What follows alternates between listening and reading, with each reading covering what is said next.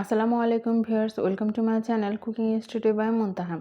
আজকে আমি আপনাদের তৈরি করে দেখাবো কাপকেক। তো চলুন দেখে নিই এই কাপকেক কীভাবে তৈরি করতে হয় আর কী কী উপকরণ লাগছে। আর এখনও যারা আমার চ্যানেলটিকে সাবস্ক্রাইব করেননি অবশ্যই আমার চ্যানেলটি সাবস্ক্রাইব করে নেবেন।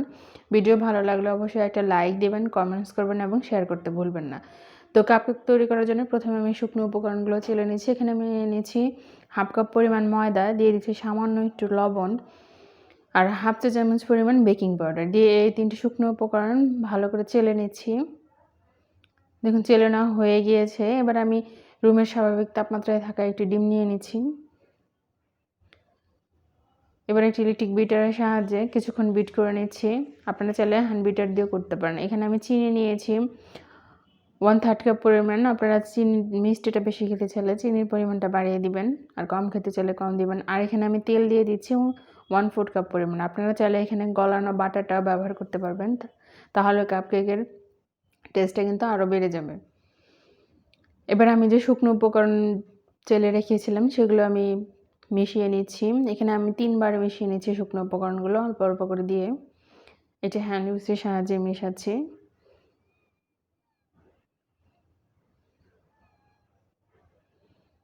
দেখতে পাচ্ছেন কিভাবে মেশাতে হয়, আলতো করে মেশাচ্ছি আমি।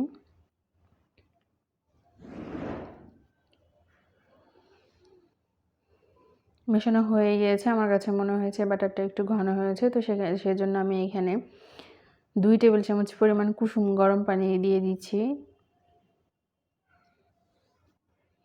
আপনারা চাইলে এখানে 2 টেবিল চামচ পরিমাণ দুধ দিয়ে দিতে পারেন।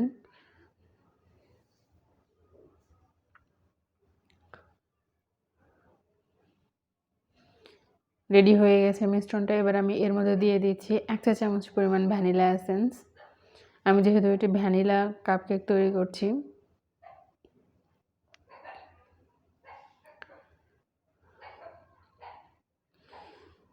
এবার আমি কাপকেকের যে মোল্ড, সেই মোল্ড নিয়ে নিচ্ছি, আর প্রতিটা মোল্ডের মধ্যে যে কাপকেকের নিচে যে পেপারটা থাকে সেই পেপারটা দিয়ে দিচ্ছি।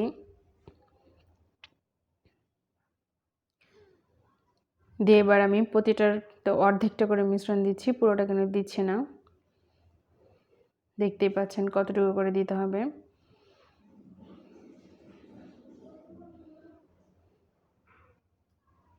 তো প্রতিটার মধ্যে অর্ধেকটা করে বাটার দিয়ে দিয়েছি আমি। দিয়ে এবার আমি দিয়ে দিব ওভেনে। আমি এখানে ওভেনটাকে আগে থেকে প্রি হিট করে রেখেছিলাম।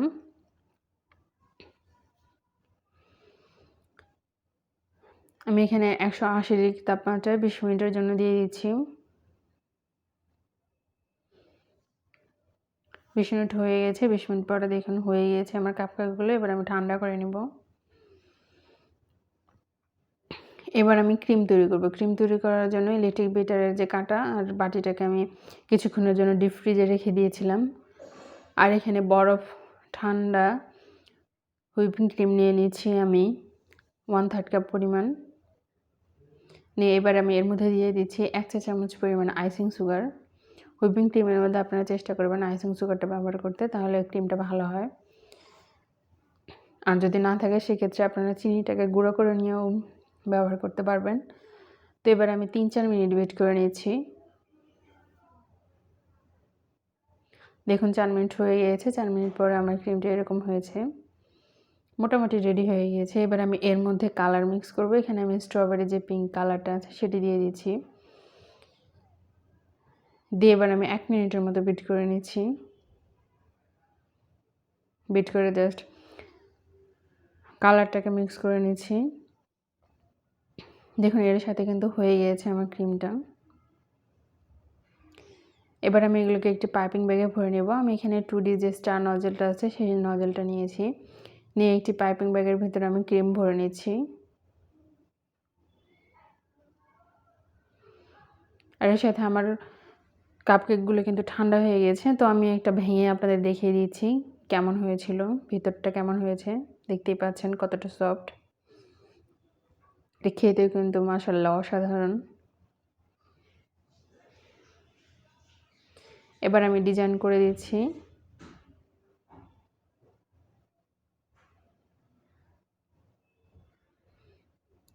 ছোট ছোট করে কিছু ডিজাইন করছি আর কিছু বড় করে ডিজাইন করে দেখিয়ে দিয়েছি আপনাদের, দেখুন।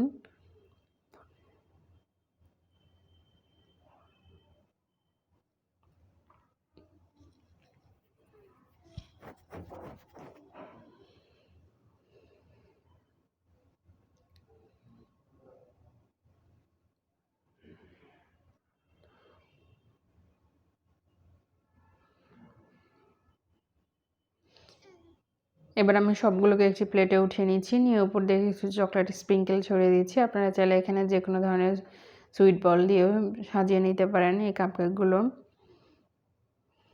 দেখতেই পাচ্ছেন। ভিউয়ার্স, আমার রেসিপি ভালো লেগে থাকলে অবশ্যই আমার চ্যানেলটিকে সাবস্ক্রাইব করবেন, লাইক কমেন্ট এবং শেয়ার করতে কিন্তু ভুলবেন না। সবাইকে ধন্যবাদ। আল্লাহ হাফেজ।